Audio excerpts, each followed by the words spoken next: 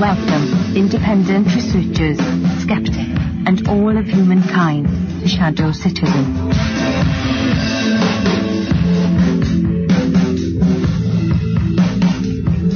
Shadow Citizen will explore the shadows of an alternate reality.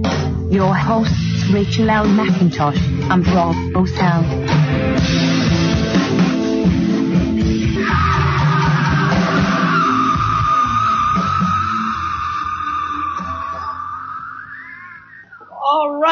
All right. I am so excited about tonight's show. Hello, everybody. Welcome to Shadow Citizen. Tonight, our guest is somebody that I am fascinated with what he is studying. He's an independent researcher. But before I introduce him, because he's amazing, he even agreed to be on our show with us, my co-host is Rob Oswald. And Rob, are you here with us right now? Yes, hello, Rachel. Oh, great. This is our second show on American Freedom Radio, so that's pretty cool, isn't it? Yes, it is. It sure is. Because now you put up a list of all the affiliate FMs that it's going out over also, so, you know, we don't even know how many people are listening to us now, but it's really very cool, and we're, you know, trying to hold on to our old friends so you can still listen. We're simulcast over at Mixer.com/word Radio Confluence, and there will be chatters over there. So if you want to ask questions, you can put them in chat, and we'll try to get to them. I monitor that room, and then also from RadioConfluence.com, you can take us with you on TuneIn and Zeno Live. And then we still have our regular website, shadowcitizen.online, where we've got cool merchandise. We've got a fan page. We've got all the upcoming guests and past archives. So, Rachel, that site is really looking good. So yeah, it's looking pro at this point, isn't it? We've got all the fan page. People are sending their pictures of themselves, and we have fans wearing our T-shirts. Our logo is cool. I don't know if you people that are looking at this from American Freedom Radio have seen our logo. Our logo is amazing, and it's on T-shirts, it's on coffee cups, it's on basically anything you could put it on. And fans are taking pictures of themselves and sending them, and we've got it posted on our website, and that's pretty cool. Yep. The other thing that's really neat at our website are the archives. And we recently, well, not recently, but one of our first episodes we ever did for Shadow Citizen Online was Sean Stone, the son of film director Oliver. Is it Oliver Stone? Oliver Stone. And he's, of course, did that movie JFK. And JFK is the thing that got me sort of awoken to the whole, I didn't even realize there was a conspiracy around the JFK shooting. And so this kind of ties us into our previous episodes of Shadow Citizen.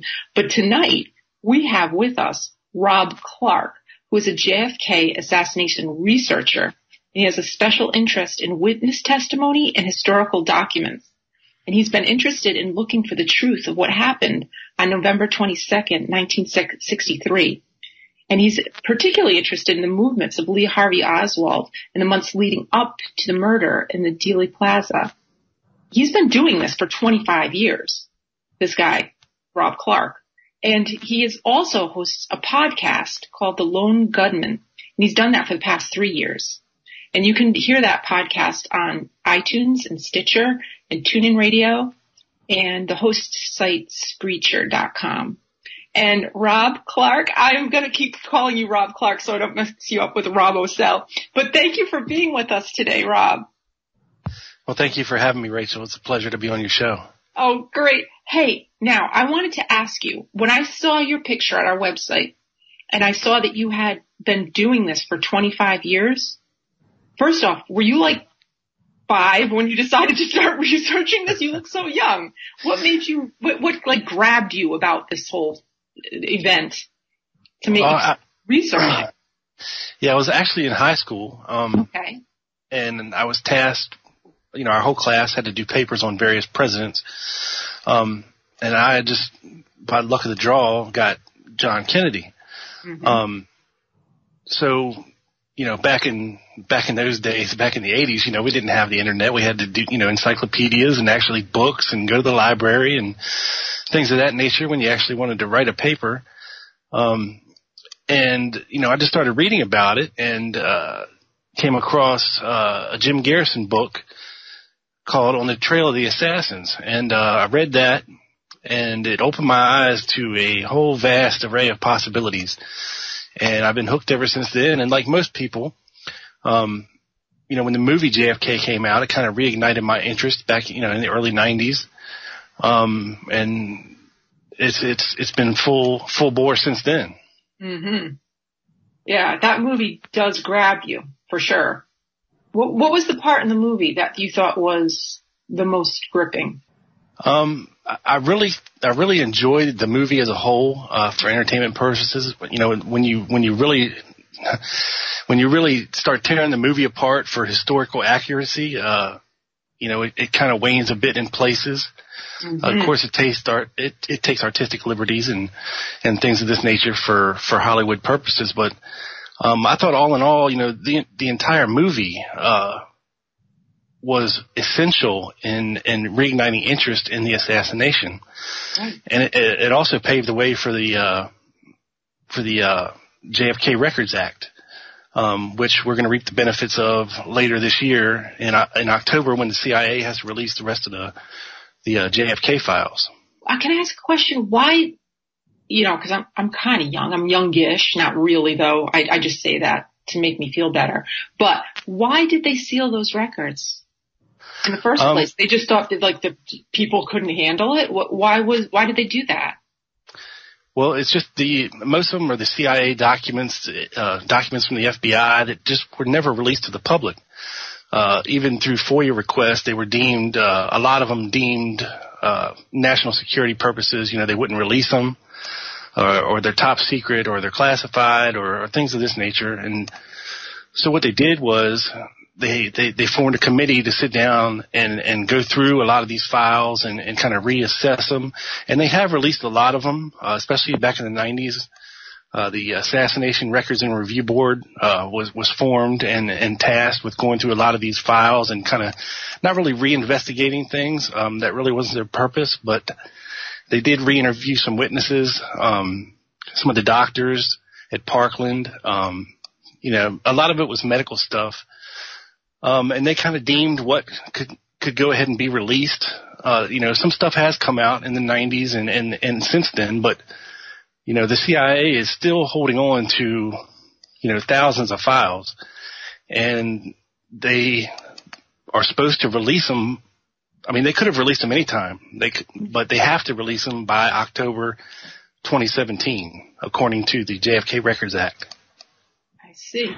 So it's mostly because of the CIA. They want to just keep something under wraps for as long as possible till the deadline. Yeah. It's kind of a conspiracy theory, of course, that the CIA was behind the assassination. I'm sure you've all heard of that. They broached upon it in the movie JFK, and several authors have written about, various figures in the CIA being associated with the assassination, or maybe even taking part in it or planning it.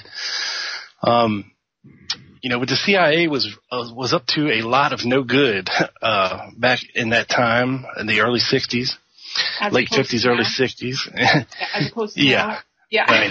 Yeah. But yeah, they were really doing some shady stuff back then, things that they didn't want the public to know about, as far as overthrowing governments and, things of this nature. With elections and whatnot. Sure. Yeah. Assassinating other foreign leaders. Sure. Or attempting to, and that was part of the problem. And when we talk about the movie, I just watched it here yesterday, and they were saying that that those records would not be released until 2037. So apparently it got bumped up further, and then those are the Warren Commission files. Oh, okay, so that's something they were talking about.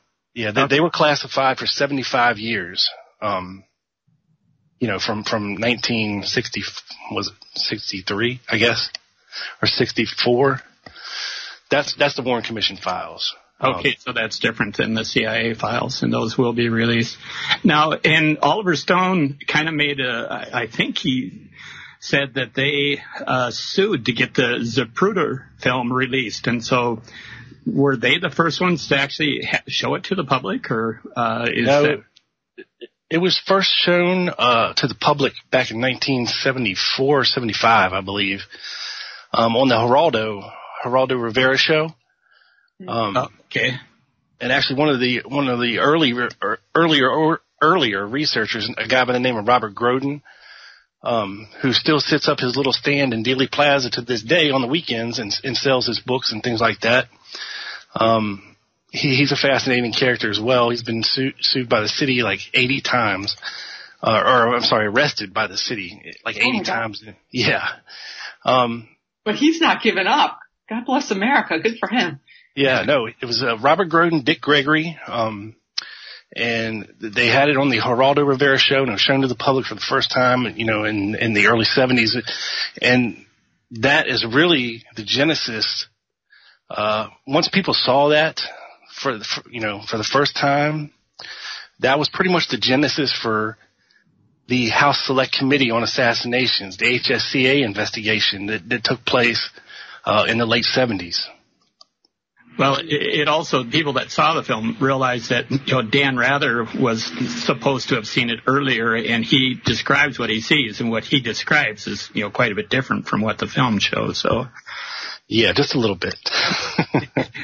Anyway, and I've got a few clips from that film, and so we're talking about whether the CIA had any involvement. So here's, Donald Sutherland as Fletcher Prouty, I believe, in the movie, and this is very short. But why was Kennedy killed? Who benefited? Who has the power to cover it up? Who? Mm-hmm. Is that the clip you want to play there? That's it? All right. Oh, did it come through? Did the clip come through? It was pretty short. That was pretty short.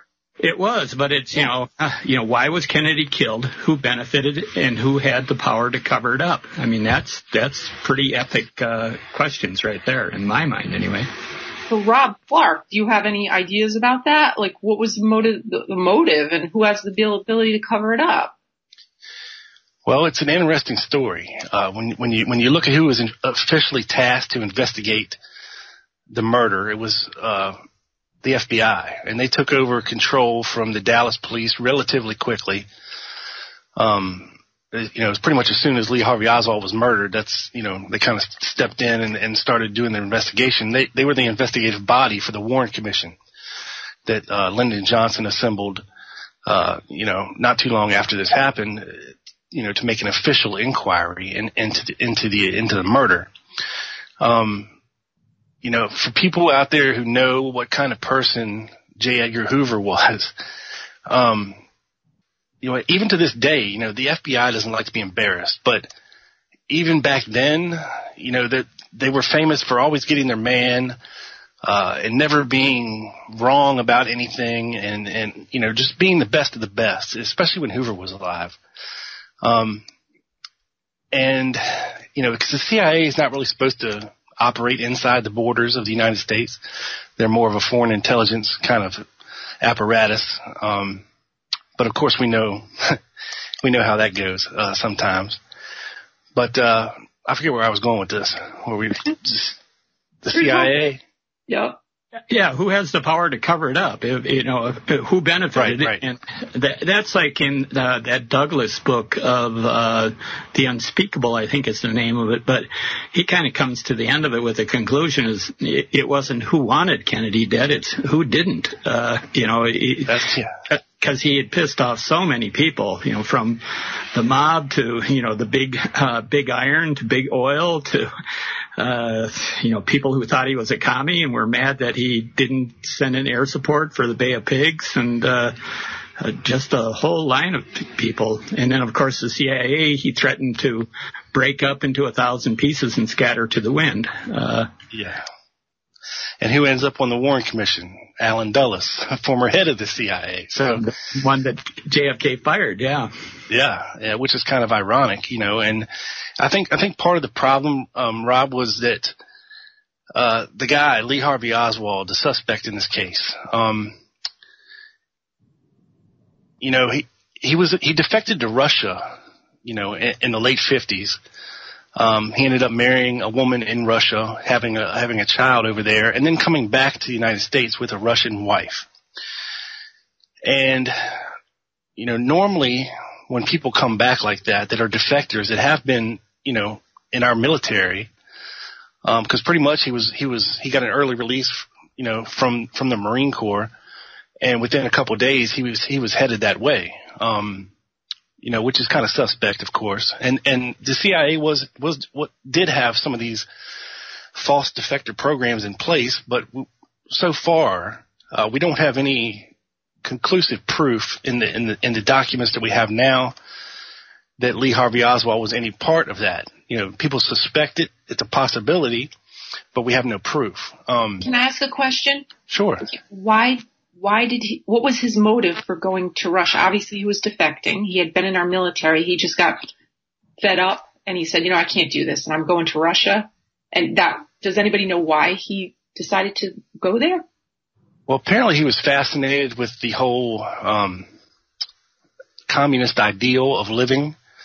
Mm-hmm. There's reports of people that were in the Marine Corps with him who said he used to listen to, Russian albums, read Russian books, things of this nature. And we have no reports or no documents on how Lee Harvey Oswald learned how to speak Russian. And the idea is that, the conclusion they came up with was that he must have taught himself, which is an amazing feat. Okay. For somebody to teach themselves Russian. Yeah. Now there's, of course, the conspiracy theory that, he went to the Monterey School of Languages while in the Marine Corps and he was taught this. But again, we have no proof of that either. So basically where I was going with this is, okay, you have this guy. It's kind of sketchy what he's doing. Okay. So he comes back to the United States. Ideally the CIA would have debriefed this guy because, hey, he was behind the Iron Curtain. This is the height of the communist Red Scare. Okay. The early 60s. They would have definitely grabbed this guy as soon as he got off the airplane or boat or wherever he came back on and stuck him in a room and said, okay, tell us everything you saw. Tell us everything you know. They would have wanted to vet his wife and question her, but apparently none of this happened. At least there's no official record of it happening. He should have been on the FBI's radar, as a guy to watch, according to his background and what he was up to, especially that summer before the assassination there in New Orleans. They should have been watching this guy. What was he doing in New Orleans? Well, he was handing out leaflets to Navy guys getting off the boat down there. Fair Play for Cuba committee, supporting Castro. Mm-hmm. Which kind of, he identified himself as a Marxist, not a communist, which, there's a slight difference there, but not too much. Mm-hmm. And, back then, Castro was not really liked for, how he took the country over. He was initially liked for overthrowing Batista, but then things kind of started spiraling out of hand when he started buddying up with the Russians and adopting communism and things of this nature. It led a lot of Cubans to leave Cuba and come over here. And we call those people anti-Castro Cubans. And there was a lot of them, down along the southern coast down there. But, the FBI should have been watching this guy. They should have been watching his mail. He mail ordered a gun, supposedly 2 guns. They should have been watching this guy. He should have been on the radar. He was arrested in New Orleans, for getting in a fist fight with a guy by the name of Carlos Brenier. And he sat in jail. He asked to speak to somebody from the FBI. Actually, they came and talked to him. He supposedly visited Mexico City that fall before the assassination. The CIA should have been on this. Excuse me. So the guy who's been off the radar, completely off the radar, he just goes to jail and says, I want to talk to the FBI, and they just come in like it's cool, like no big whoop? Yeah, pretty much. Can I do that if I go to jail? Can I say, excuse me, I want to talk to the FBI? Will they just come in? I don't know. Is that how it works? I don't know. There's all kinds of theories out there as to why they would have agreed to come to the jail and speak to this guy, but they did for hours. And nobody knows what exactly was said. which leads you to speculate that, hey, maybe this guy was doing some kind of COINTELPRO operation. Kind of, if he's handing out flyers and, saying, hey, we're going to be having a meeting here, well, then whoever contacts him or shows up at this place, you might want to put their name on a list, as people to watch out for.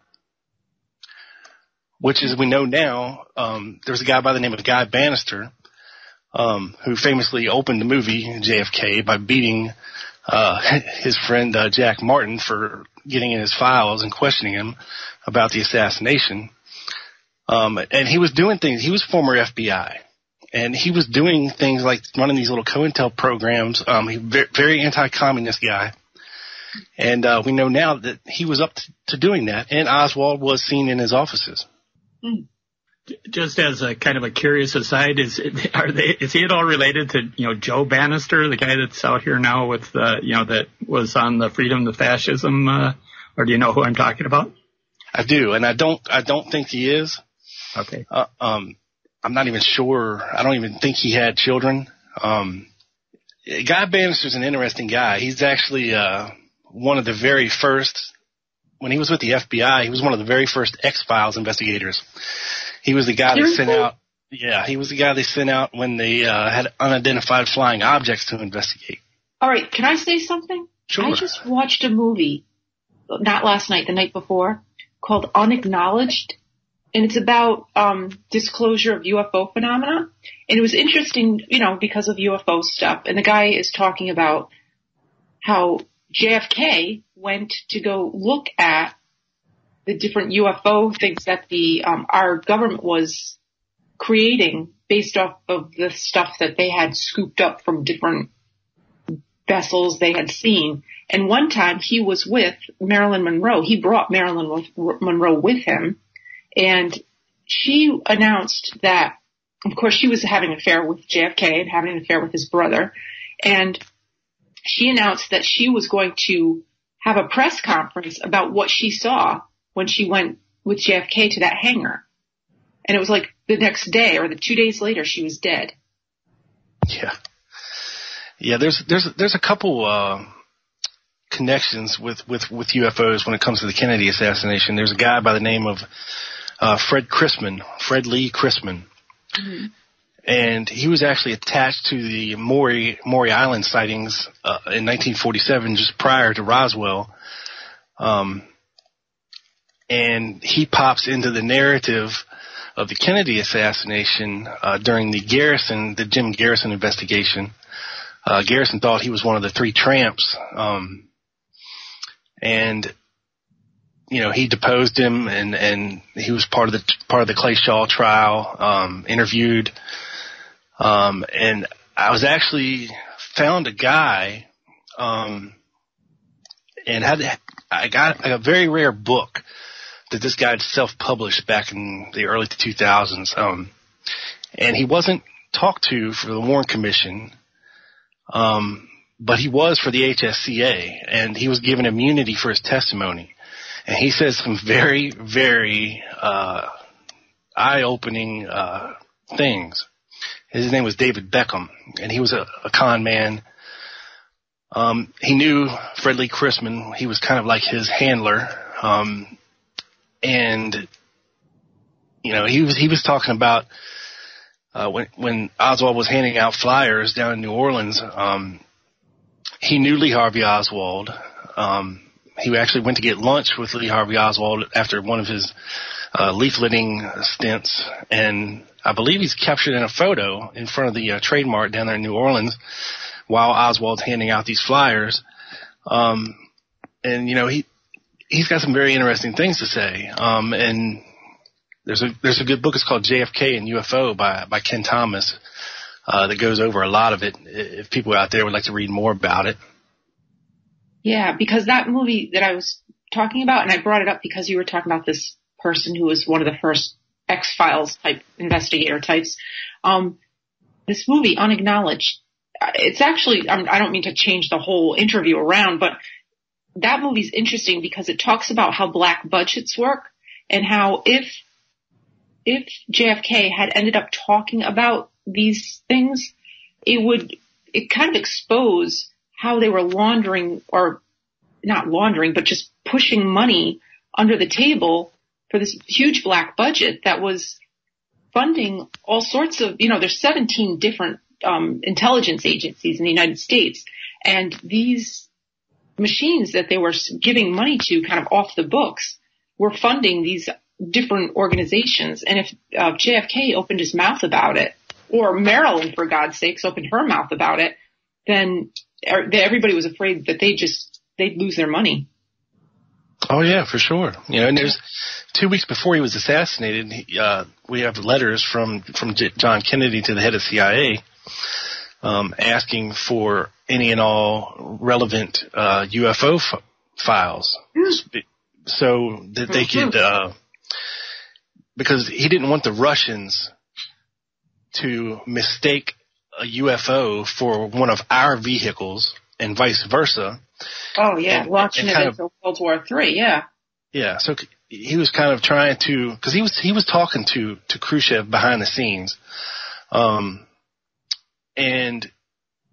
they were sharing information, they were working out deals, because JFK didn't really want to go to war. He was very much a peace-seeking kind of guy, and. Well, he kind of had a transition there, though. I mean, he was more hawkish when he was when he was a kid.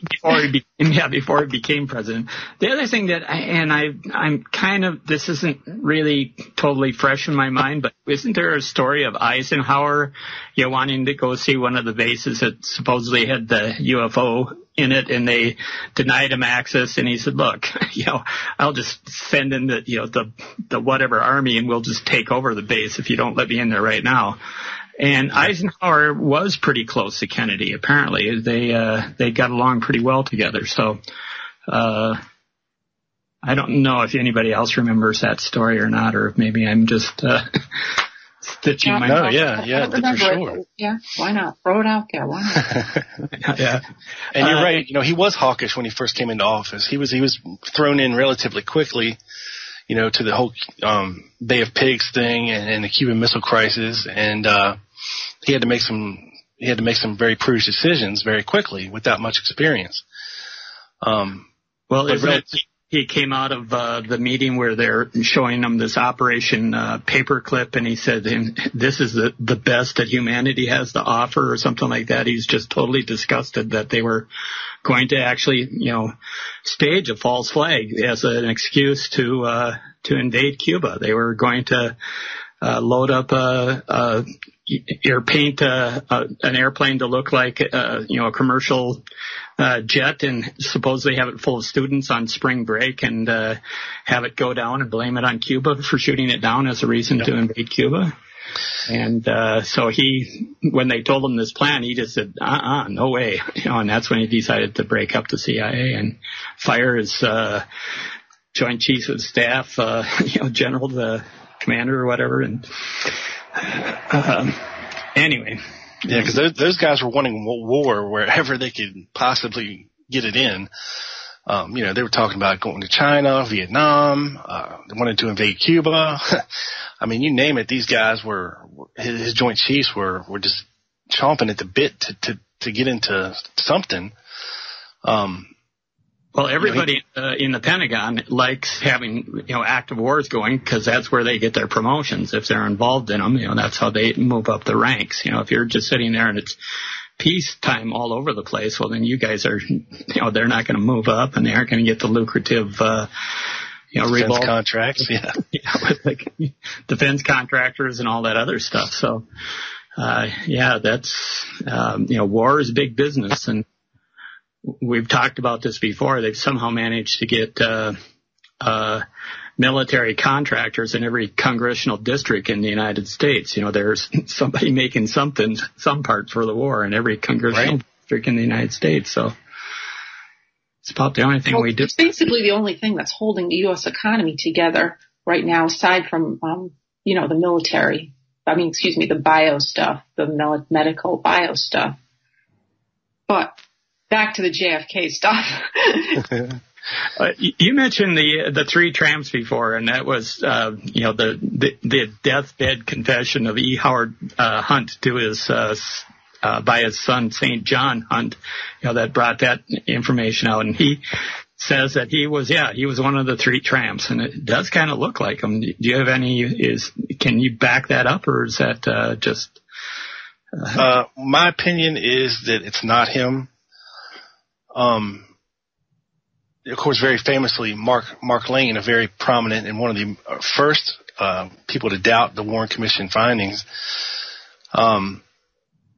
actually was part of a lawsuit back in the 80s for, I think it was the Liberty Lobby on Spotlight magazine. E. Howard Hunt was suing him for defamation because they had said that he was in Dallas on November 22nd, 1963. And he won, but on appeal, he lost. I'm no photographic expert or anything like that, but, when you put these things side by side, if you put a picture of E. Howard Hunt and, a picture of the old tramp, and people say, the tall tramp is Charles Harrelson, Woody Harrelson's father. People have been identified as these tramps, a lot of different people. Before, back in the late 80s, early 90s, a researcher came across the actual arrest reports for these three tramps. And they were actually identified. And they're not anybody famous. They're people you haven't heard of. There was even one guy interviewed, I think it was on hard copy. Harold Doyle was his name. Gus Abrams was another one. And I forget the last guy's name, but,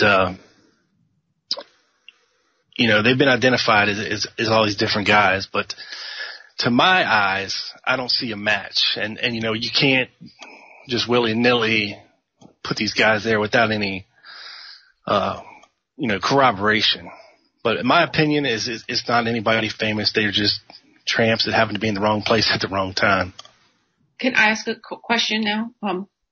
What is the importance of the tramps?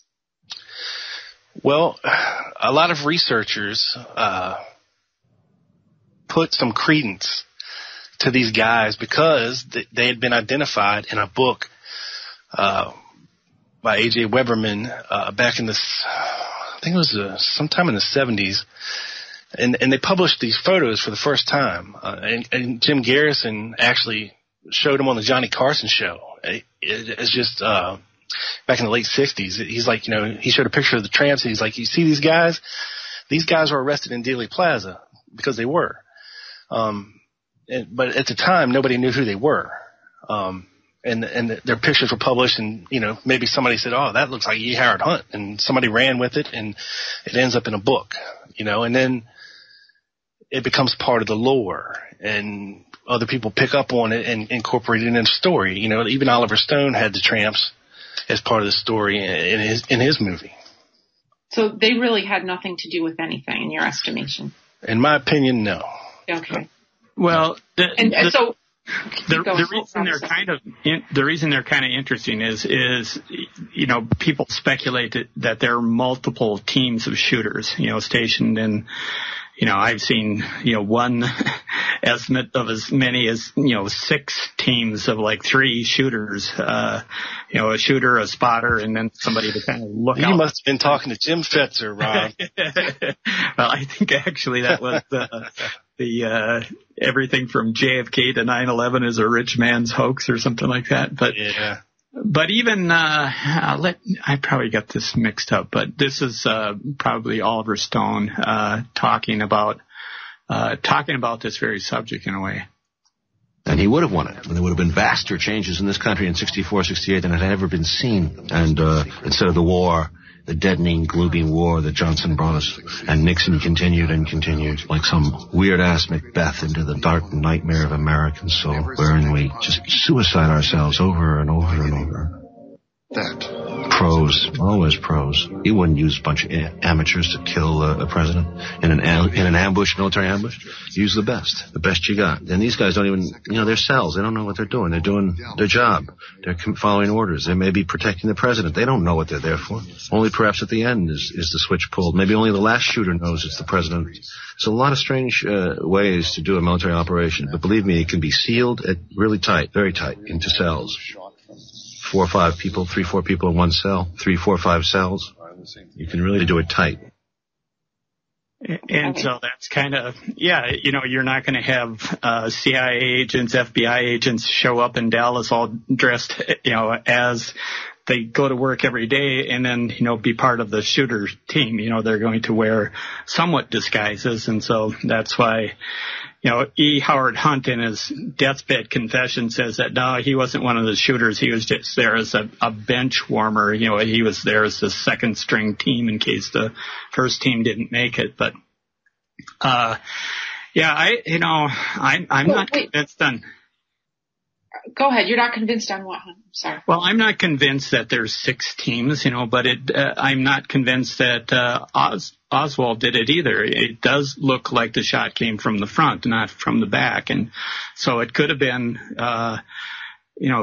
just one expert, sniper, from the grassy knoll. But I don't even know if that's grassy knoll. I told Rob before the show. The only thing that I really know about this from my childhood and anything, I wasn't born yet when this happened. My mother has an aunt. She's the youngest in that family. I think they have something like 13 kids in that family. She's the youngest, and she lived in Texas, and Kennedy was coming. She wanted to see him, and she went, and honest to God, until this woman died, my mother's aunt died, she said, the shots came from the grassy knoll. She was there. She swears by it, or if she was still alive, she would swear by it. She's dead now, but she always said the shots came from the grassy knoll. Was she wearing a babushka that day? She might have been. No, I don't think so. My mother said she always dressed very fancy. She said she's very fashionable. Because she's the youngest. She was the only female in that whole family of 13 boys, so She always dressed very fashionable. But they did come from a family of Czechoslovakian immigrants. So. Yeah, I mean, there have been so many theories, over the years, and so many books written, and so many things put out there. That, things like what me and Chuck do is try to cut the fat away from what we can prove, which is a very, very hard task to clean up after 54 years of, stuff that is just noise. When you're actually trying to get to the truth of what happened that day. And, one of the things that always interested me a lot, is a guy by the name of Bill Frazier. He's the guy who gave Oswald a ride to work that day. Okay. He would know, if Oswald had brought a gun to work that day. This guy would know. He's still alive today. Okay. He's maintained over the years that Oswald had a package, but it was only 2 feet long. Okay. Which of course you can't fit a 3-foot gun in a 2-foot package. It just doesn't work. Not even broken down. It doesn't work. And what a lot of people don't know is that this guy, Bill Frazier, was actually arrested that day and charged with being an accessory to the murder of the president. Now, he wouldn't sign a confession, but he was 19 years old at the time, probably scared out of his mind. Are you going to admit, to bringing the assassin of the president and his gun, to work that day?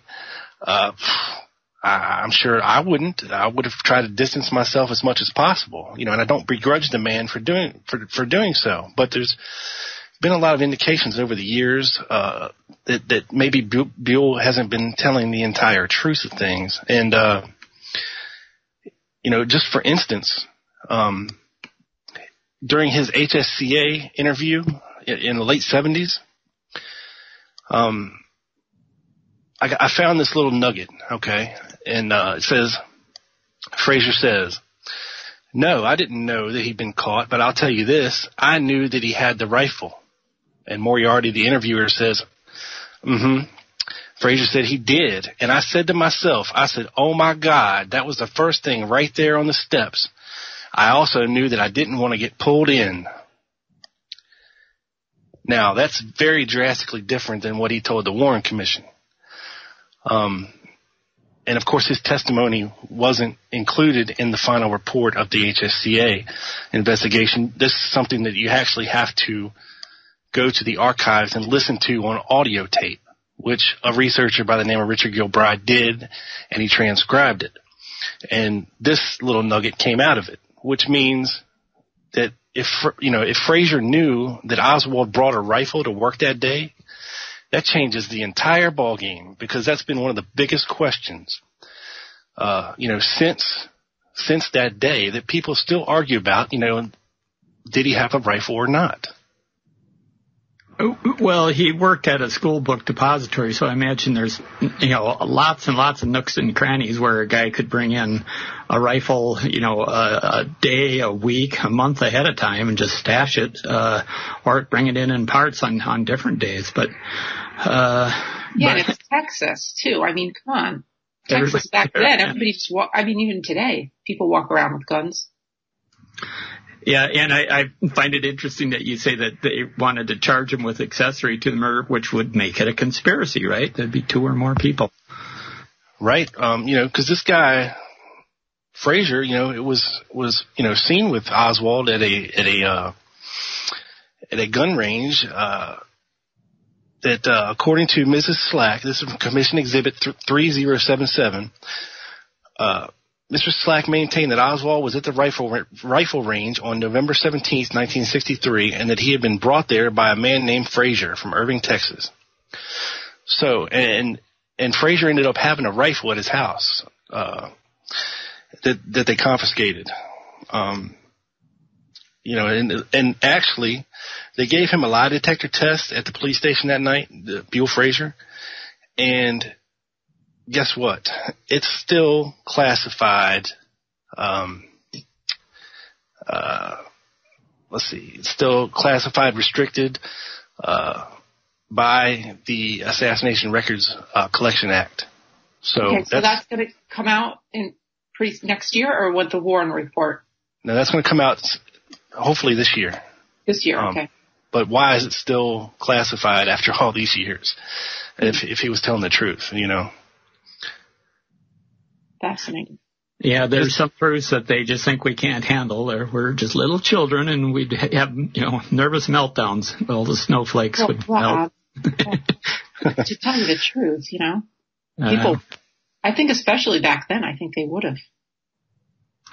Well, if they knew the full scope of what really happened, maybe something would happen. I don't know. I think see what would happen, Rob. They'd have to know the full scope of what the U.S. government was really doing.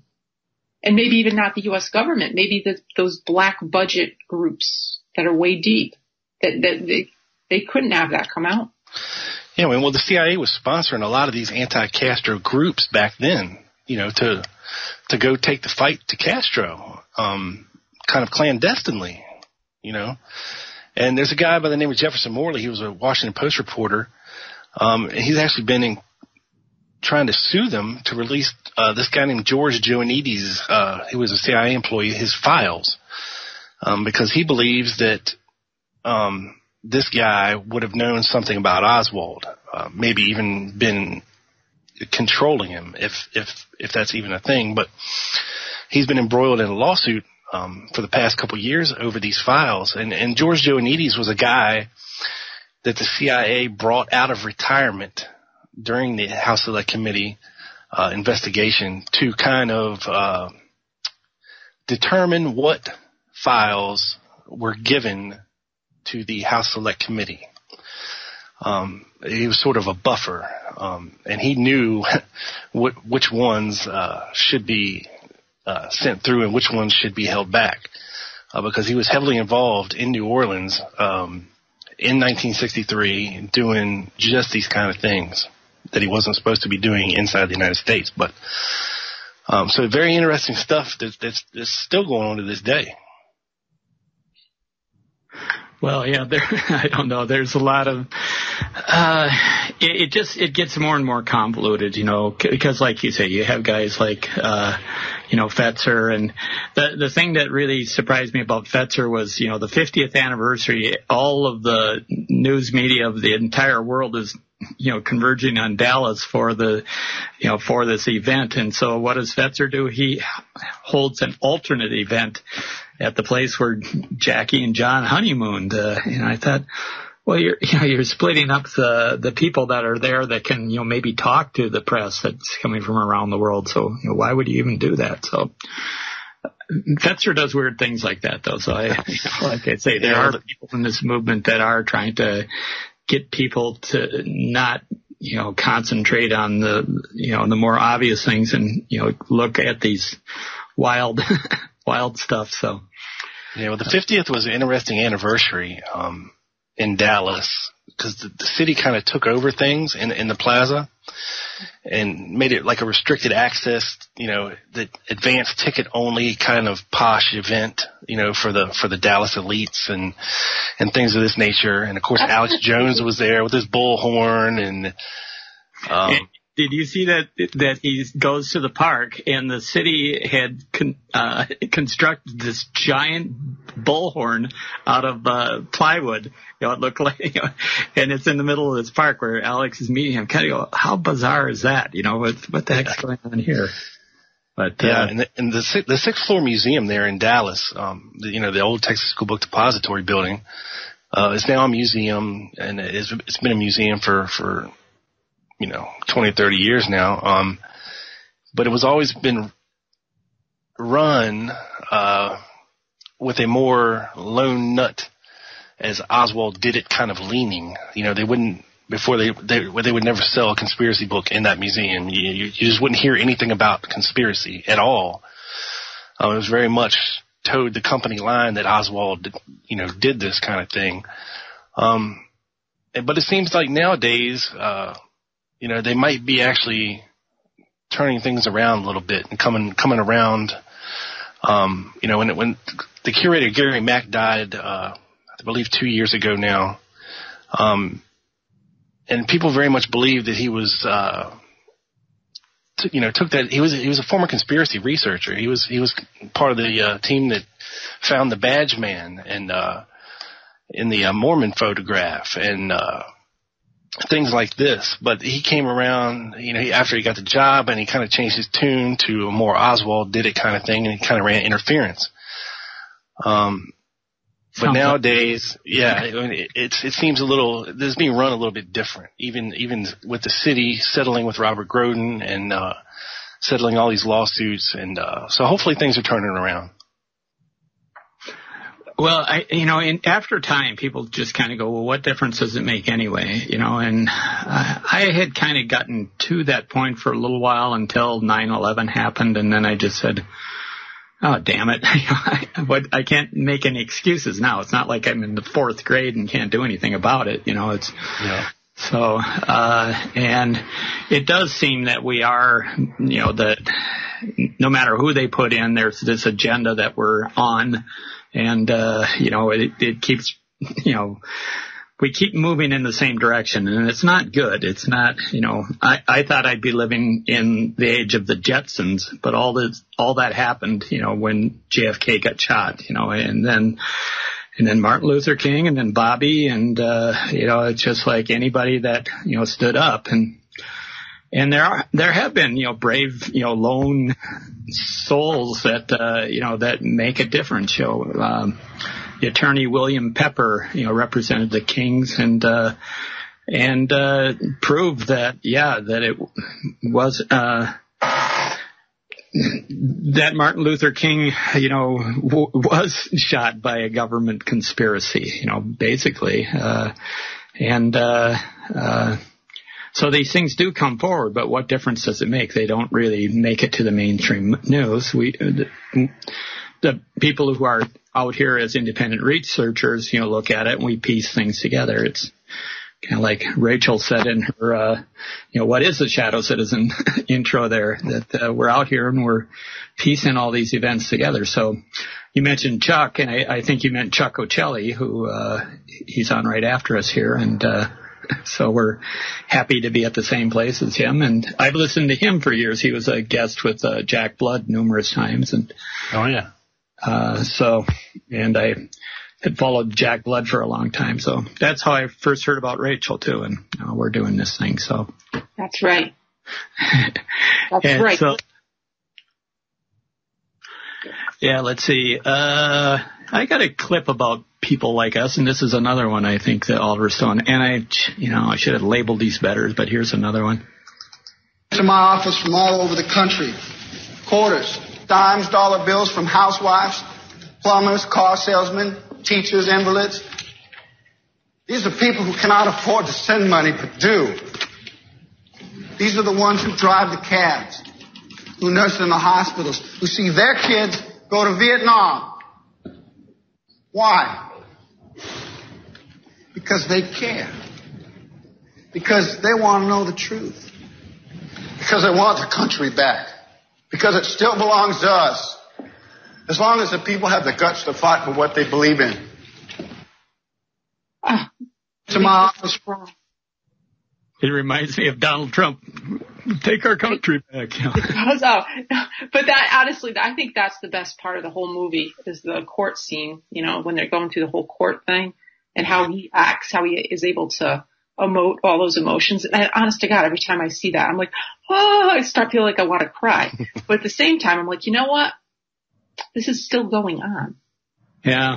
And in that movie, the point for me was the magic bullet thing. I mean, I just sat there and went, oh man, do they really think we're that stupid? And that scene, the magic bullet scene, and I don't know how accurate that is, if Garrison actually did that. But that was the one thing that I don't believe. We can talk about that on the second, when we come back from our break, because we're going to have to take a break in a little bit. But, when we come back from that, we'll talk about the magic bullet for real. Okay. Okay. That sounds like a good. But now in the meantime, here's the other thing. When you get back from the break, we're going to ask Rob Clark, our Lone Gunman podcast person, what he thinks really happened. And we're going to wait till the break's over to go over that, because this is a big thing. People, I go back and forth. I'm thinking, the government did it, obviously. Then I go, no, they didn't. And then I flip back and forth. And it'll be interesting to see what our expert thinks when we come back in a little bit. But we have a couple more minutes. Did you have anything else, Rob, that you wanted to talk about this hour before they just on the heels of the clip you just played, of Costner being Garrison, when Jim Garrison was doing his thing down there in New Orleans, I mean, he was the first person or the only person to ever bring charges against anybody in the assassination. And, I think Jim Garrison was, people have different opinions about the man, but I think, he was a great American and did everything in his power to try to get to the truth of this thing. Yeah, there are few like him. Most people get into that position and they, basically know, where what side where the butter comes from for the bagels.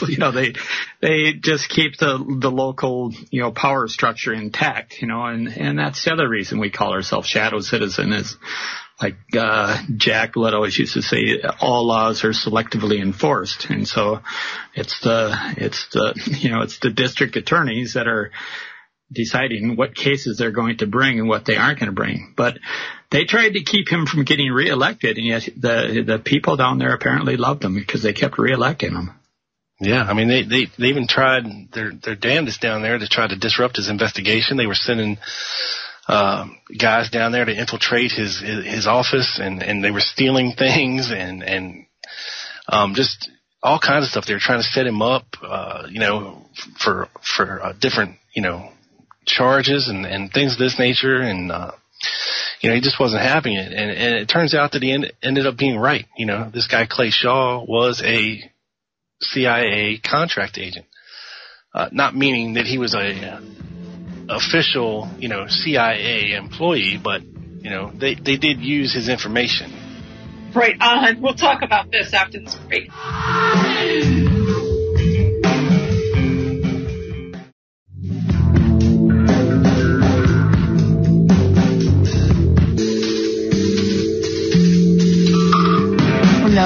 Welcome, independent researchers, skeptics, and all of humankind, to Shadow Citizen.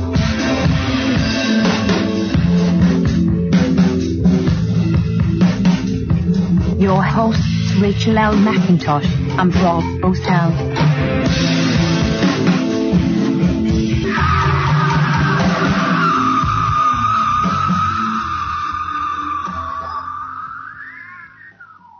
All right, thanks for hanging over that break, everyone. We're back for our second hour of Shadow Citizen. We're here on American Freedom Radio, and you can also hear us at www.shadowcitizen.online. And we're being broadcast all over the world right now, and people are very, very interested in the JFK conspiracy. Today we have Rob Clark from Lone Gunman Podcast. He's like an expert independent researcher on this. And we've been kind of riffing about what we know about this. Rob, my co-host Rob, and I are very sketchy on this whole thing, and our guest, Rob Clark, he seems to know everything about this. And I told you guys before the break we were going to talk about the CIA contractors Rob was starting to talk about. So Rob Clark, take it from there. You had started talking about the CIA contractors and this whole JFK assassination. Well, I think we were talking about the Garrison thing. They had guys, not official CIA, so to speak, but they were sending people down there to disrupt him. And I think, he ended up being right about Clay Shaw. Of course, this was after Clay Shaw died. A lot of his witnesses were dying, David Ferrie being one of them. And that's all in the JFK movie, of course. But Jim Garrison lived his whole life, believing in a conspiracy. And he actually got to see the movie after it was made, and he died shortly thereafter. What do you think of the movie? Do you know? I think it was very well done. I love Oliver Stone as a director, of course, in great movies like The Doors and Born on the 4th of July and things like that, just great movies.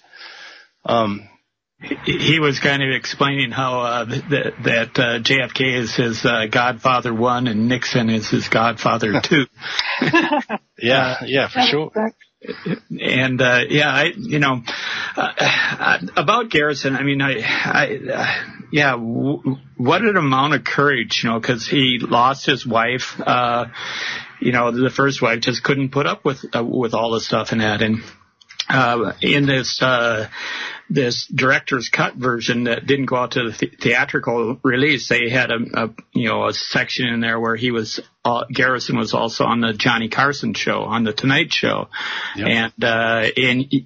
And he was, they put him up there, to make him look like a buffoon, and yet he was smart enough to turn the whole thing around. And, and I wish I would have clipped that one out because, it was actually a real good scene. And, Johnny Carson was being a real a-hole to him, and he managed to turn it around. Yeah, he did. It was an amazing, the guy was truly, Oliver Stone says he made some mistakes. He should have, arrested. Was it Perry, the guy that Joe Pesci played? And then David Ferrie, yeah. And then Guy Bannister, he should have arrested those people right away and got them in protective custody under arrest. And because he would have had a good case with those two, with the evidence that he had. So, well, he actually had Ferrie in protective custody a few days before he died. Ferrie came to him, and his investigators put him up in a hotel. One of his investigators was staying there with him, and they couldn't keep him there. He decided, he couldn't be holed up like this anymore, and because it had been a couple of days, and he wanted to get out of there. And sure enough, a couple of days after he left protective custody, he ends up dead. How did he die? Bullet? No, supposedly natural causes. Right. They said natural causes, but the guy was hypertensive and he had medication. This medication that if he had taken too much of it, he could have he could have, died and it would still look like natural causes. So. But yeah, he was laying in bed. There's photos out there, it's kind of creepy photos actually, but there's photos of him out there. And Guy Bannister, the guy we were talking about, he actually ended up dead. How'd he die? Supposedly a heart attack. A couple months into 1964. So he didn't last too much longer, than, this all took place. Just when the Warren Commission was getting to rolling and, they didn't even get a chance to interview him. He was dead before then. So, and all of his files or most of his files ended up disappearing consequently. Very interesting, and I believe it was his wife. There's some consternation about exactly how he died, whether it was a heart attack or whether he was shot. Well, how did they get that confused? Well, there wasn't big fanfare. There wasn't any big write-ups about it back then. We don't have autopsy reports, things like that. So, and his mistress actually worked at his office, a lady by the name of Delphine Roberts. He was kind of seeing her on the side. And she had come forward and said that, that Oswald had been in the office and that he was working for Guy Bannister and things like this. But, it's just, this whole story it's crazy at every turn. You can go down all these rabbit holes. Right. Speaking of mistresses, didn't Oswald have a mistress? Well, that's up for debate. Okay. There is a lady out there who claims to have been his mistress, but Judith Berry Baker? Judith Berry Baker, yes, but there is zero evidence of anything she's being able to back up anything she says, which is a problem. Yeah. Well, how about the tie-in to the Dr. Mary's monkeys? The two stories seem to fit together rather well, but I'm not the kind of researcher that you are, and I've just heard them interviewed, and like I say, that does. Rob Osell, is that Mary's monkeys thing? Is that the cancer research lady? Yeah. Yes. And then this Judith Berry Baker apparently got a scholarship to Tulane because she had, given mice cancer when she was a high school science project or something like that. Okay, so everybody was involved with cancer that was involved with Oswald? Well, the backstory is they wanted to figure out some way to assassinate Fidel Castro by giving him cancer. And, whether that's true or not, there was a lot of weird things going on. Right. And of course, Jack Ruby died of cancer. Yeah, right. And there are a lot of people that are kind of picking up fast-acting cancer when they might be, trouble to the establishment. So apparently, maybe there is something out there. Maybe they have managed to weaponize cancer. I don't know. I like how the Cancer Research Institute down in Cuba, it's called Roswell. Is it really? Yes. Interesting. Yep. Now they're moving all of our most heavy, biolabs, the most, deepest, worst biolabs. What was the name of the island where they used to do all that stuff? And now they're moving those facilities inland. So that makes a lot of sense. Right over here off of, right off Connecticut in New York, right? Plum Island, or was that it? Yeah, Plum. And that's where Donald Trump was going to do a new neighborhood. There. No, he was going to start a new neighborhood. It was going to be a development. But there was obviously a huge nightmare in terms of cleanup because it was an environmental mess. Oh yeah, that's we're kind of getting off the topic, and so, but yeah. But nonetheless, back to cancer and the cancer ladies, the mistresses, and so Oswald, he was with other women or no? We have no proof. Okay, so he had a wife and a kid. Was the kid a boy or a girl? He actually had two kids, both girls. Yeah. Girls? And has anybody followed up on them? Yeah, actually, I did a show about them a couple years ago. June, who is the oldest daughter, was born in Russia, and she was about 3 years old at the time of the assassination, and his daughter Rachael had been born a month before the assassination, which, you know, kind of puts in a doubt in people's minds is, okay, you know, this guy's married, he has kids, he just had a baby, and now he's going to go shoot the president. It just doesn't compute, Unless he was going to get a ton of money. Yeah, but you got to weigh the odds of getting away with it. I got to make money. I got kids to take care of. So maybe he got off with a ton of money. I'm with Rob on this one. Yeah, you can't perch yourself in a sixth floor building and think you're going to get away with it, and in front of hundreds and hundreds of people in the Secret Service. That's got to be. Was he really there? Was he really there? Well, that's another question. Here recently, some research has come about, and it's called the Prayer Man. I don't know if you guys have heard of this yet. No. No, neither. No. Okay. Well, if you Google Prayer Man and Lee Oswald, or Prayer Man and the Texas School Book Depository, you'll see people have analyzed some of the films and photos from that day, and there is a figure in the doorway of the School Book Depository that's kind of blurry, but nonetheless is unaccounted for. As far as people who we know were in that doorway at the time of the shots. Now, this was right after the shots had rang out. And it sure looks a lot like Lee Harvey Oswald. Of course, you don't have a clear picture of his face. You have just kind of you almost have to see it. It almost looks like an ethereal being. But it's kind of in the shadows of the doorway. And this person is unaccounted for, and people think that, since he was up that high on the steps, that he had to come out from the inside of the building. Like nobody just walking by would perch themselves back in that doorway like that, because they would have had to go through about 15 or 20 other people that are standing on the stairs, most of which, if not all, were employees of that building.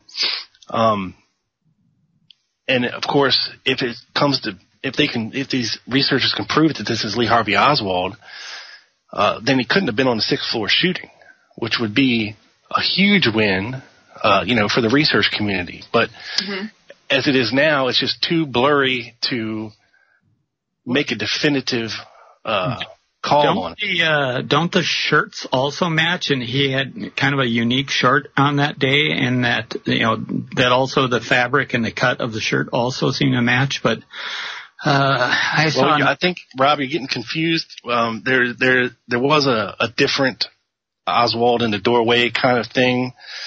If you look at the Alchin 6 photograph, it's a very famous photograph of the assassination taken from the other side of the grassy knoll across the street, kind of looking back at the School Book Depository.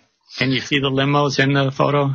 Yeah, you see the limos in the photo, and you can see the doorway in the background. And there's a figure standing there that a lot of the early researchers thought might have been Lee Oswald standing there. It turns out it was another worker named Billy Lovelady, actually. But some of Jim Fetzer's buddies, a guy by the name of Ralph Sinkay and Richard Hook, and even Jim Fetzer buys into this, that's really Lee Harvey Oswald, and there was some photoshopping going on in this photo and all this other nonsense, but that they can't prove. But so there's kind of two different Oswald and doorway kind of phenomenons here, but Prayer Man is the one that I think has a little bit more leg to it. I've had a researcher where can we see that? You told us where to see that. Where can we see that picture? If you just Google Prayer Man, okay, and JFK or Prayer Man and Oswald, the Google images should pop up. Okay. Thanks. Okay. Another thing that kind of, I started the show with that. Why was Kennedy killed? Who benefited and who could cover it up?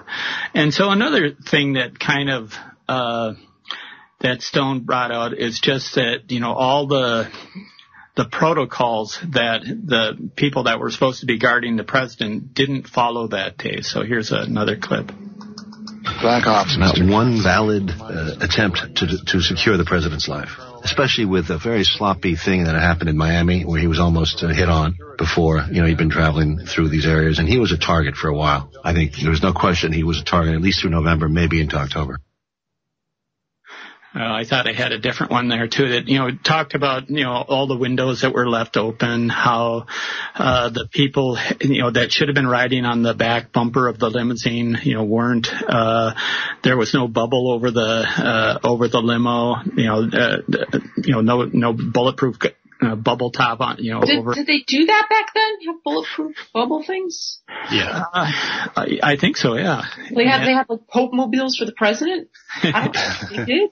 Yeah, it was a clear, I don't know if it was bulletproof necessarily, but it probably would have provided some obstruction. And not to mention the bumpers are actually, set up, so that you can, two people can stand on it, or maybe, at least two, maybe three. And then they even have handles on the top of the trunk where you could, so you're standing on the bumper holding onto this handle, which would have, obstructed a clear shot from the back like, Oswald was supposed to have made. So, and there's the video of the, going around the corner and those guards being waved off. There are so many weird things on there, and, I think another very interesting and very tragic character in this whole thing was, Jackie's personal bodyguard. Is that Clint Hill? Yeah, Clint Hill. Yep. And, the only one to actually move, and he's the one that made it to the limousine and kind of pushed Jackie back down into it. And apparently he said he looked at the president and saw the back of his head blown out, and he looked over and gave the thumbs down to to the other people. But yeah, Jackie had crawled out on the back of the limo. This sounds really gory, but she went, they thought she was trying to escape, but she turned around and grabbed a chunk of his brain. And that always blows my mind. That woman had that sort of wherewithal to do that. And then in the emergency room, she actually, handed that piece of brain to the surgeon and said, "Will this help?" Yeah. You're just in total shock, Yeah. Her life just completely changed. And another interesting kind of take on the big state approach, that it could only be carried out by a big state is,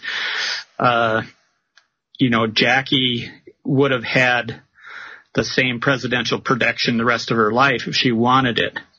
But she turned it down. She said, "You couldn't protect my husband. Why would I think that you could protect me?" And then she married this Aristotle Onassis. That's right. Enough to protect her. That's right. Well, I live in Rhode Island, right by Newport, where they got married and, all that. So she's like a princess here. She really is. I mean, for the rest of the country, I'm sure too, but for Rhode Island and Newport especially, she's, and the whole Kennedy thing is a huge deal here in Rhode Island. I'm going to throw out one more here that I haven't ever heard anybody else bring up. I think I asked Jim Mars about it once I called in, and I said, because Clint Hill told the story of being at the open casket with Jackie, and Jackie looks in at John and says, "Clint, would you go get me a scissors?" And so she actually nipped off a chunk of his hair. And I'm wondering, as much as this woman was fashion sense and everything, they said that they had done some sort of when the body, between the time it left Dallas and before it got back to D.C. for the autopsy, they had done reconstructed surgery to the back of the head to make it, to repair that large gaping wound. And did she see that this was not her husband's hair and, actually clip off of a chunk of the false hair? And this is total speculation on my part, but I'll throw it out there.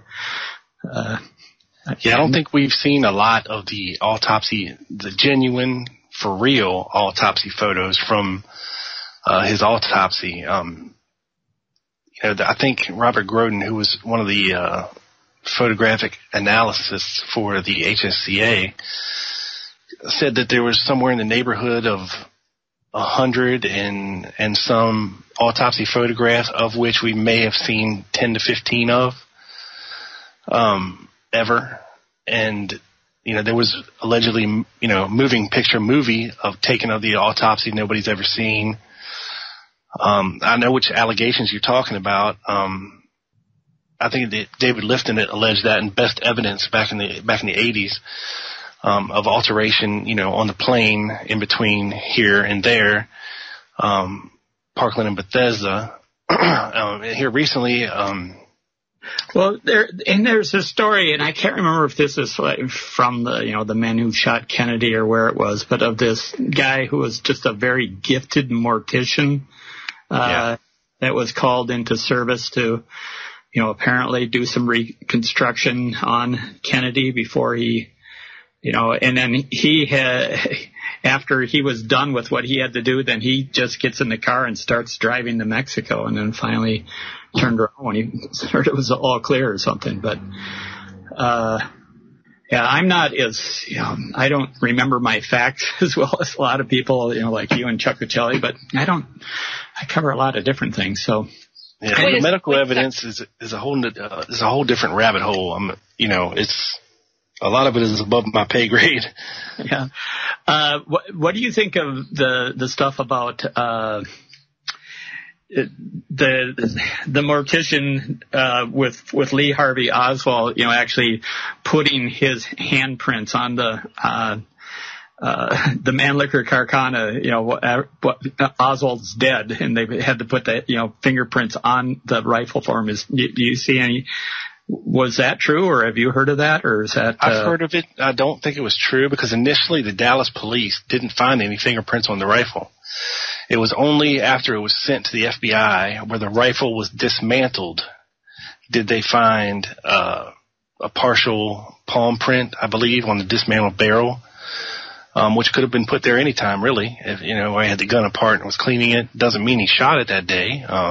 They did give him nitrate tests the day to see if he had fired a gun, and they came back negative on his cheek and his hands. The whole mortician story, it's hard to say. You get so many stories related to the assassination from so many people who want to attach themselves to it in some form or fashion, but none of it can be corroborated, really. So I don't put much stock in stories that can't be corroborated. Right. Rob Clark, here's my question to you. When you look through stuff, how do you know what you're looking at is good information? I try to corroborate it as much as possible. When it comes to witness testimony, you want to contrast and compare it to, like, say, for instance, if you have a Texas School Book and Depository worker, who gave an affidavit that day, shortly after the assassination. You want to compare and contrast that affidavit with maybe what they told the Warren Commission, and versus what they told the Garrison investigation, versus what they told the HSCA. And, kind of compare and contrast all their testimony. And even then you need to compare and contrast that to their coworkers. What did they say? What did they see that day? How did they perceive how things happened that day? How did they perceive Lee Harvey Oswald? How did these guys interact together? And it's kind of like a gigantic puzzle with all these puzzle pieces that you kind of need to fit together and see what makes the most sense. Nothing's ever going to be exact. I mean, we're so far out now, and so many people are dead. So much noise and useless information has been put out there. It's going to be really, really hard to actually get to the truth of what happened. And the best thing we can do is speculate based on the best available evidence. We can take declassified CIA documents. We can take FBI documents, and compare and contrast them to what we can prove. Because basically, my litmus test is, can we take this to court and use it in court? Hearsay, not so much. Like my great aunt would be not called into court, right? Right. I mean, she would be a good eyewitness if she was standing there and saw what happened happen. Yeah, I mean, but for your aunt to say 20 years later, you know, that she was approached by the FBI and they took her film and she actually took pictures that day, but none of this stuff can be corroborated. It's just a story. Right.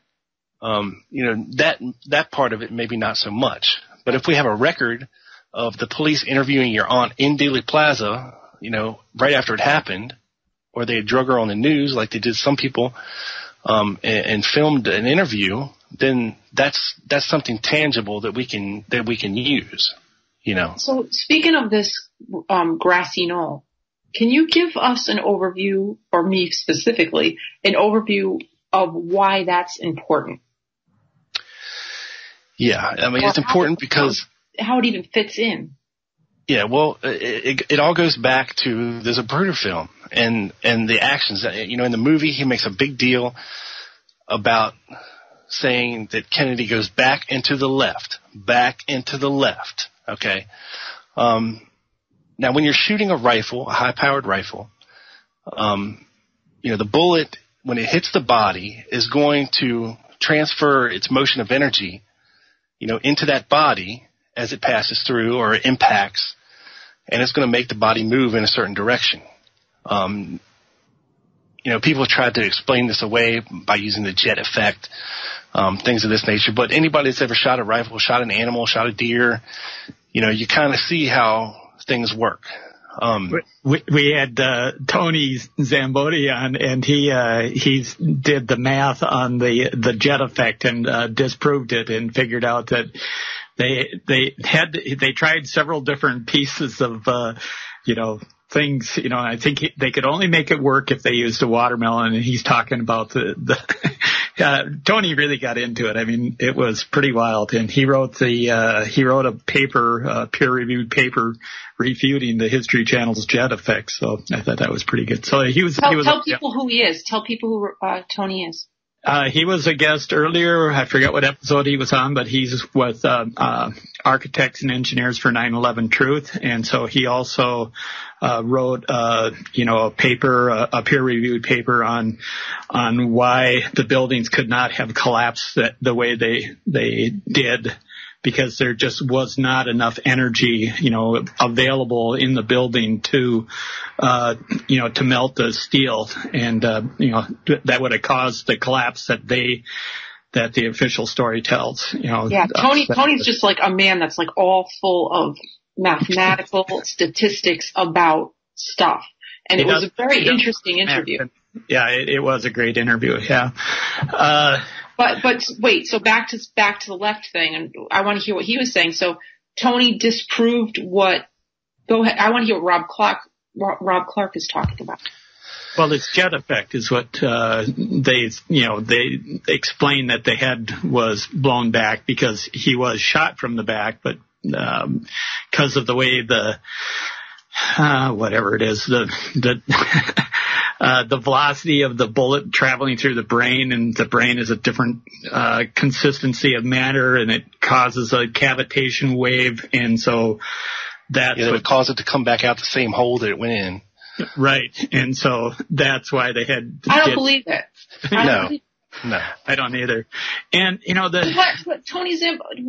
what's Tony doing? He really thinks that's true? No, he just proved it. Thank God. Okay, good. Because then I can't believe anything he says. Used the guy's own numbers and found out that he could only do it with a specific melon, and I think it even had to be a certain ripeness or something. You know, it was pretty incredible. But anyway, you know, this is something that I've kind of had to play with over the years, because I heard. You know, it was like an expert witness at a county commissioner meeting, and it was something totally irrelevant, but he said plausible deniability. And so this is something that, you know, any defense attorney, you know, tries to come up with, you know, plausible, you know, that, well, you can allege that, but until you can back it up with cold, hard facts, you know, it's just not going to fly. There, you know, And I think we have to kind of get away from that because, I don't want to, lynch everybody that's anything is accused of. I think they deserve a fair trial, but I think once again, it's kind of back to this, it's to follow the money, or why was Kennedy killed, who benefited, and who had the power to cover it up. That's why I think that's such an important thing. It is important, Rob Oswald, but I wanted to hear Rob Clark talk about this back into the left thing. Okay, so the back into the left thing, if you watch the Zapruder film, it makes an impression on you that, that this guy was shot from the front. Now, when you look at an overview of Dealey Plaza and Elm Street as it goes past the School Book Depository, it kind of curves to the left and then back around to the right a little bit. There's a little bit of a curve in Elm Street there. And there is a little grassy knoll area up on the side that had a wooden fence coming from the corner of the overpass where the train tracks went over top of the triple freeway there. The wooden fence came almost all the way down to the pergola area and then went back towards the parking lot. Back behind the wooden fenced area was a parking lot. This is where the train yard was, and just an empty parking lot that I believe the Dallas County Sheriffs had leased, to use to park. But it's alleged that, there's been a couple different people who say that they saw movement behind the fence at the time of the assassination. A couple different people say that. A lot of the witnesses in Dealey Plaza say that they felt that the shots came from behind them, towards the grassy knoll area, just like your aunt, I think, had that impression. Mm-hmm. Dealey Plaza is a very tricky place. The way that it's acoustically set up is very almost unique. If Oswald had been shooting from the 6th floor of the School Book Depository, there's a line of buildings directly behind him that the sound would have bounced off of and then back out into the plaza. It's kind of very hard to determine actually, where these shots were coming from. People standing directly underneath of the window, on the street, Elm Street, had no idea where these shots were coming from. Nobody actually saw Oswald in that window taking a shot. I think there was one guy who said he saw something up there, a movement, maybe a gun barrel, but couldn't actually describe accurately who he saw. And the floor right below that, there was 3 black guys that were kind of hanging out the window watching, the motorcade. Mm-hmm.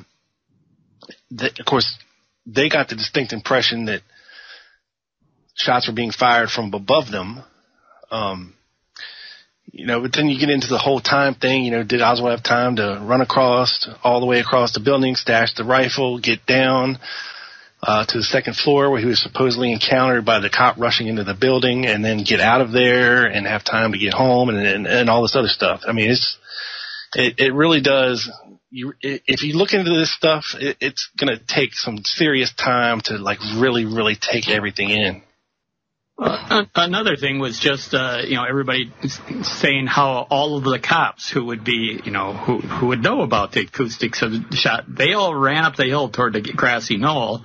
And then there's the deaf and dumb guy who, he couldn't hear anything, and mm-hmm. he was sitting on one of the overpasses. And yet he looked over and he said what he thought at first was, someone exhaling cigarette or cigar smoke, but then he saw the gun and the guy hand the rifle to somebody in a railroad, worker's, uniform or outfit or whatever. And then that guy put the gun into a big toolbox and then put it, and headed toward, I don't know, one of the trains or something. But yeah, it was, he saw at least 2 people, if not 3. And, wait, the guy's deaf and dumb? He can't speak. He's speaking in sign language and he's telling the whole story. So he can't hear the shots. But where did he think they were coming from? From his perspective? Knoll. Yeah. I'm telling you, the grassy knoll. Well, there was another guy named Lee Bowers who was actually in the control tower back in that parking lot behind the fence, and he worked for the train company, and he had he was probably maybe 2 stories up in this little train tower. And so he had a good view of what was going on in front of him, which would have been, a parking lot and then the backside of the grassy knoll. And, he stated to Mark Lane, that he saw some activity back there. He couldn't really, determine what was going on, but, he's seen people back there walking around. And it kind of matched Ed Hoffman. That's the guy's name, the mute guy, who couldn't really get across his point to the Dallas police, back at the time, cause he couldn't speak and he couldn't hear. So he had a really tough time getting his point across of what he was trying to say that he saw.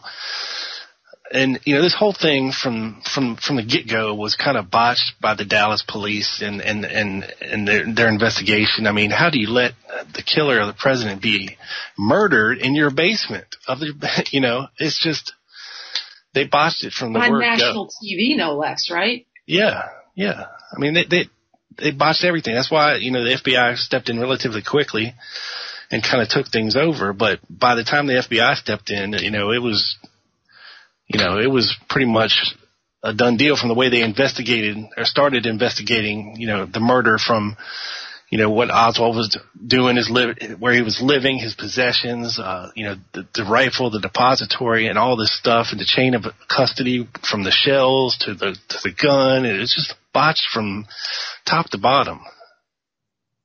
Well, the other thing, when they picked up Oswald at the theater, somebody comes in and points him out, and then the police all run in, and the first thing he just starts yelling out, "I'm not resisting arrest. I'm not resisting arrest." Because and then on the way to the police station, he said, "I'm a patsy." I think he said it twice, but. The interesting point that I think my former governor made here in Minnesota, Ventura, said, the president has just been shot. It's an hour later, and the police dispatcher gets a message that some guy has just walked into the side door of the theater without purchasing a ticket.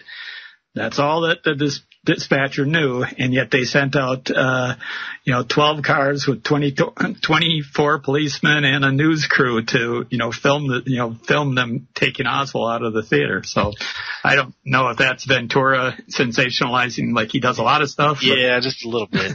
I mean, there had just been a cop killed not too long before that, and they were chasing this guy, and on his way to the theater, I guess, he kind of took a little pit stop in the alcove of a shoe store, kind of acting shady, kind of, looking around, probably breathing heavy, and then, kind of takes off again. And, this guy, Johnny Brewer, who worked in the shoe store, he had heard about the assassination and, this cop that had been killed, and it's a suspicious activity. So he called it in and said, might be the guy you're looking for. And, 100 cops show up to arrest one guy. It's crazy. It just happens to be the guy that so when was it put together technically on this timeline? When was it established that it had been Lee Harvey Oswald that they were actually looking for that killed the president? Or did they already arrest him and they weren't sure, or did they arrest him because of this? He was arrested because of the Tippit murder, the murder of the policeman.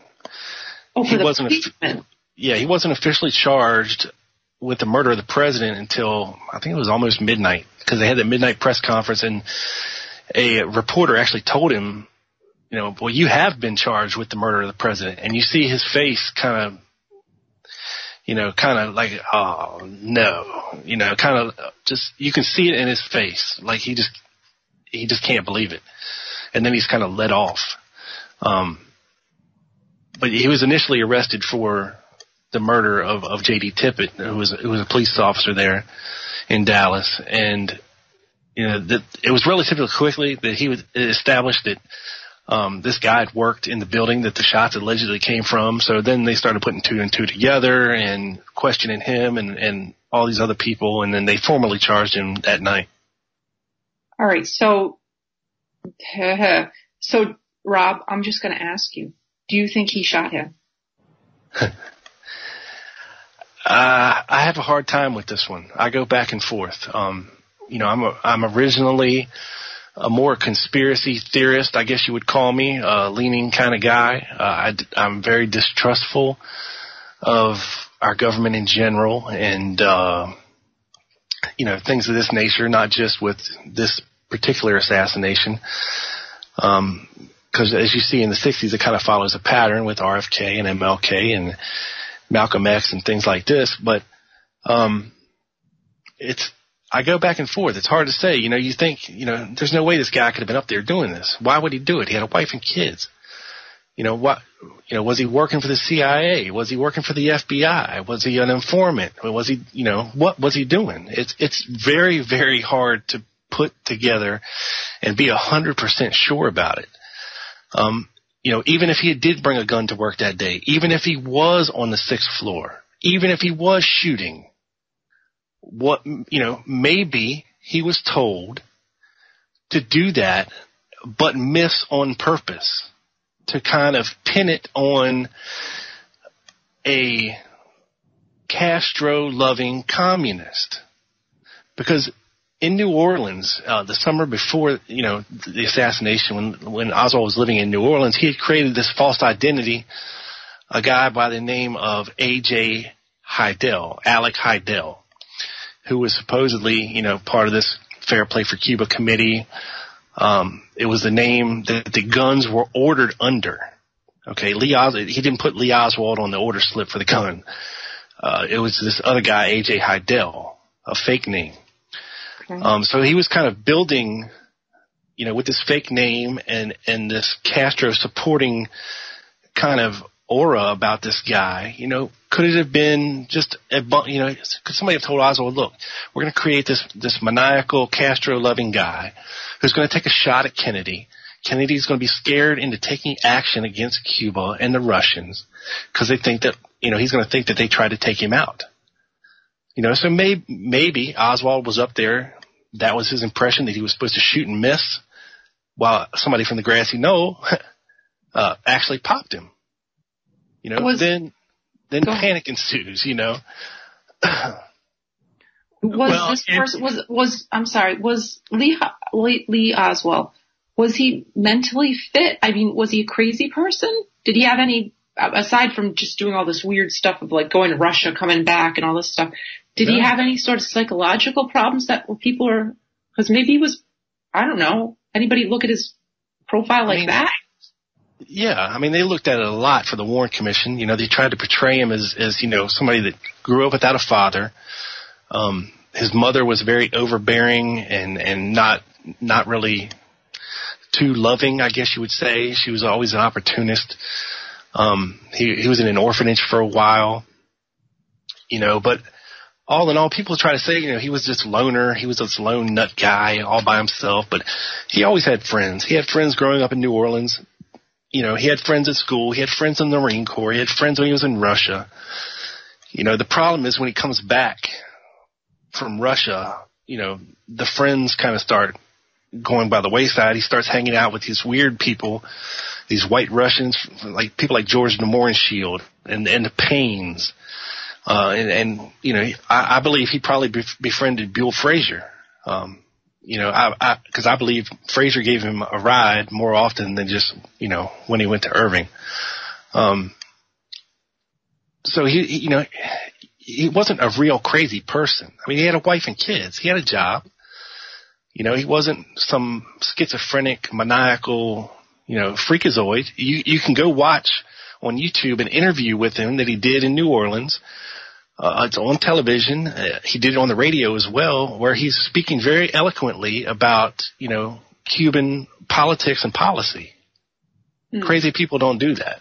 Yeah. Another kind of interesting aside is this Nomorenshield that he befriended, who was actually also a friend of Poppy Bush, and apparently at one time he wrote Poppy a letter saying, something about how he kind of screwed up and said too much, and he woke up dead. He apparently committed suicide with a shotgun, and up until that point, he always hated guns. So this is a story from the Russ Baker Family of Secrets, I believe, is where I got that one. But yeah, he was kind of so. Yeah, there are, like I say, there's all of these things that just kind of don't add up more than pointing to the guy. It's more like it does just seem like a deep state type of thing that happened. I was going to ask you about Fletcher Prouty. You know, he was sent to the South Pole or something like that and was laid over in New Zealand, and he picks up the newspaper and it already has a profile of Oswald for the day in their newspaper. You know, they're in a time zone that's like 6 hours, 5-6 hours ahead of us.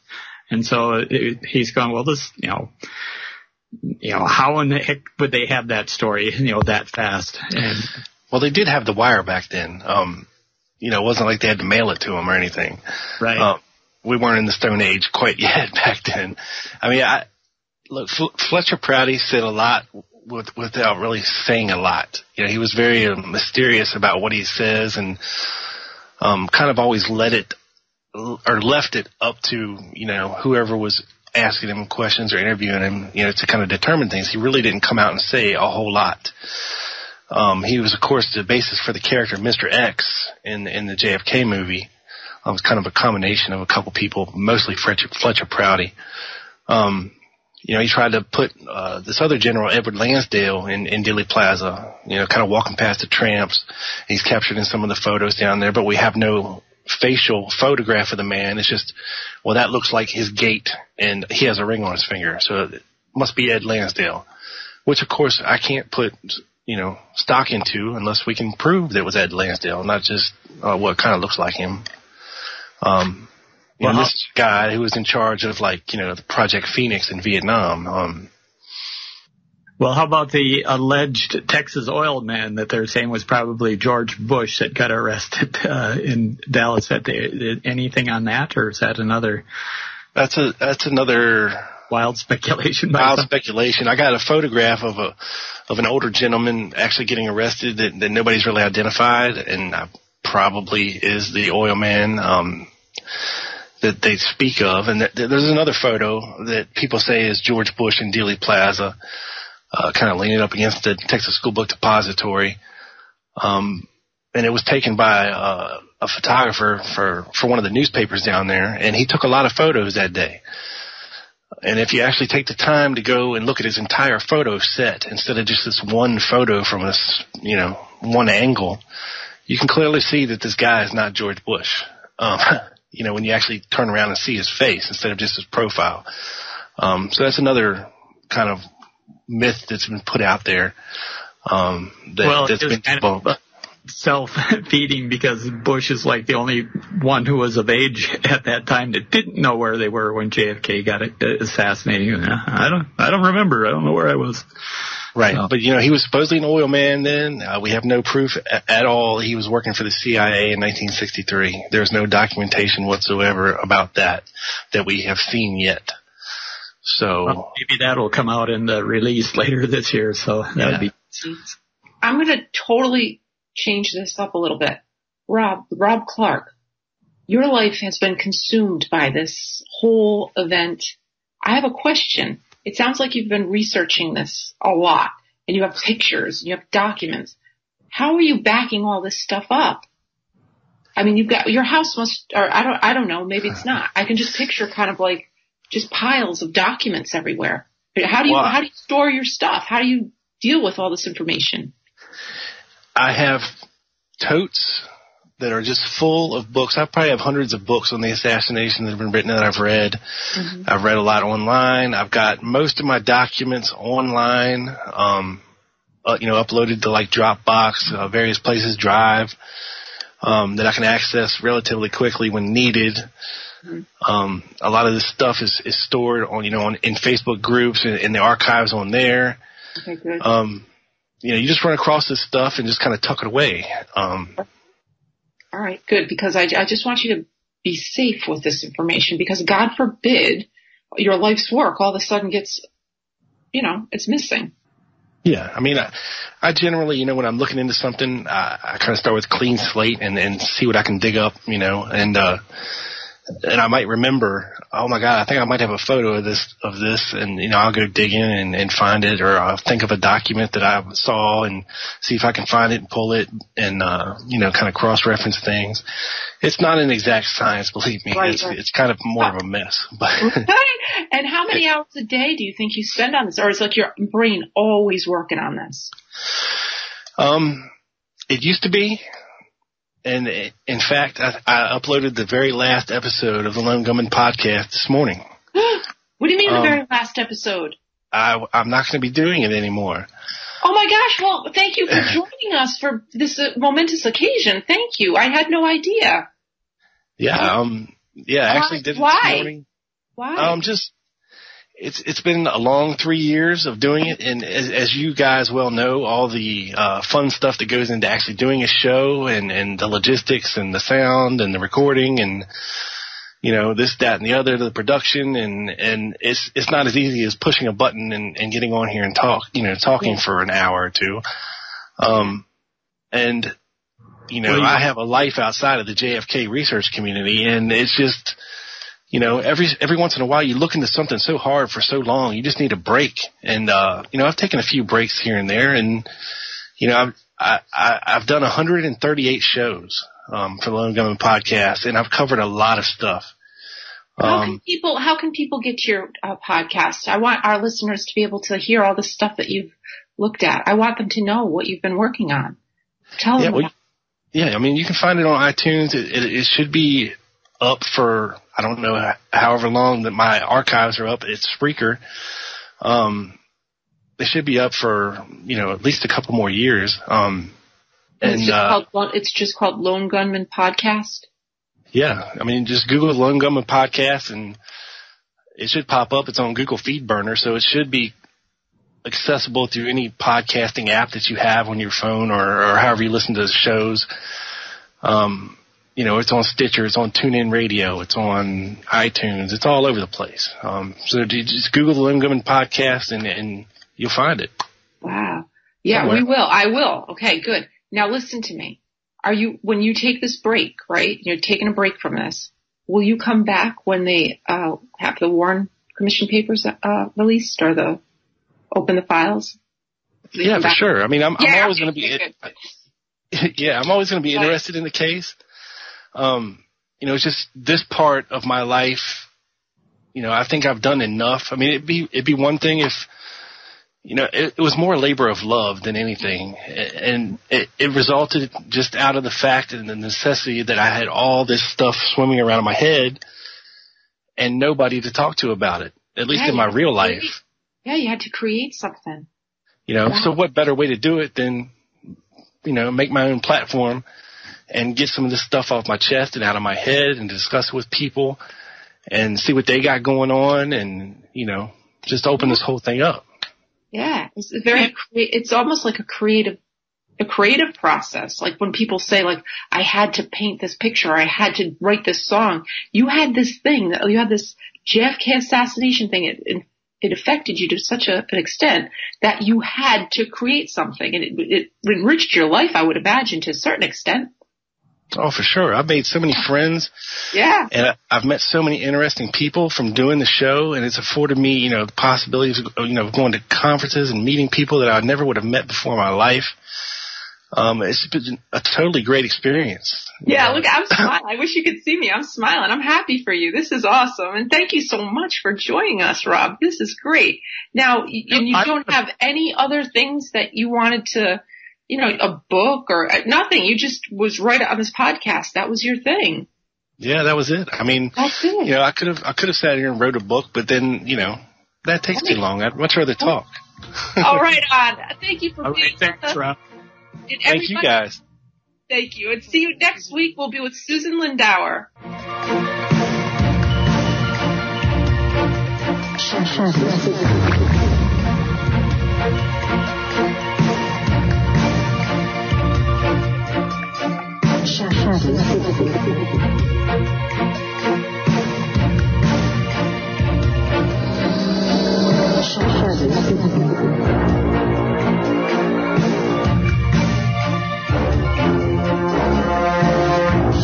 Shadow